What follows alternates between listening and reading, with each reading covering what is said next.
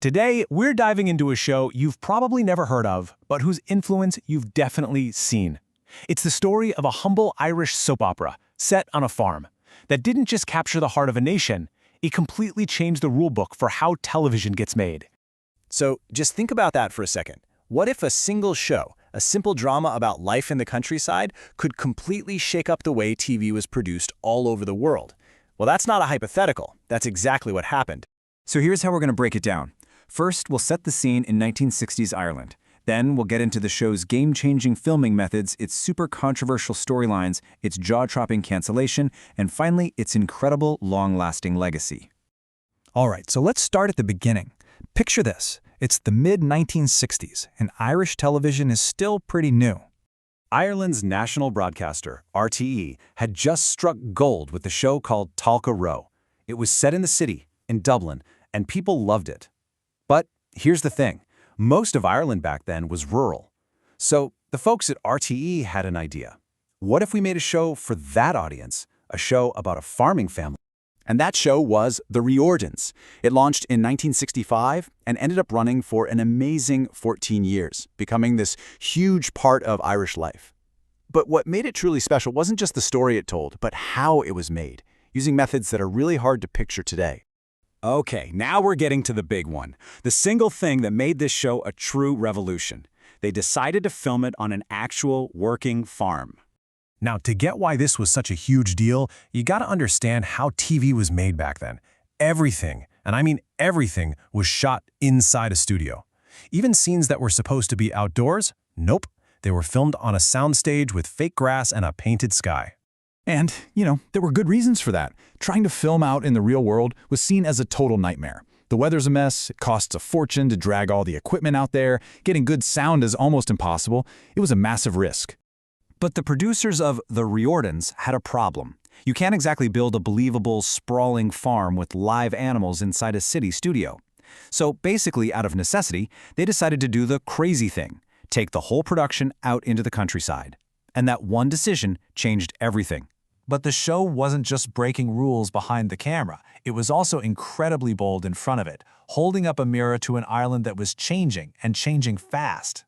The whole show was built on these fascinating tensions. You had the old-school, conservative parents clashing with their modern kids. You had the divide between the wealthy landowners and the farmhands. It was all about the drama of a small, tight-knit community grappling with big changes. And they didn't pull any punches. The show waded right into real-world political debates. For instance, there was a huge controversy in Ireland over a new law that would let a farmer's wife inherit the farm. The show didn't just mention it, they built a whole storyline around it.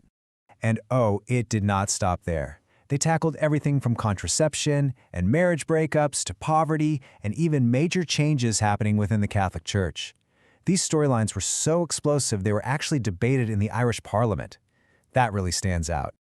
So, by the end of the 1970s, The Riordans was way more than a TV show. It was a national institution, which is what makes what happened next so absolutely unbelievable. I mean, look at this. After more than a decade on the air, the show was still at the absolute top of its game, consistently fighting for the #1 rating spot against Ireland's most legendary talk show. It was a ratings powerhouse. And then, poof, it was gone. In May 1979, right at the peak of its popularity and acclaim, the network announced it was canceled. The entire country was just stunned. The official story was that it was about money. Because they filmed on location, the show was expensive to make, and the network said they needed that cash for a new second channel they were launching. But the public, the press, even politicians, they were furious. They just couldn't believe the network would axe its most successful drama. But here's the amazing part of the story. Even though the show was over, its influence was really just getting started. Get this, the show's impact went international. Producers from a British TV station were so blown away by how The Riordans was made that they flew over to the set to learn their techniques.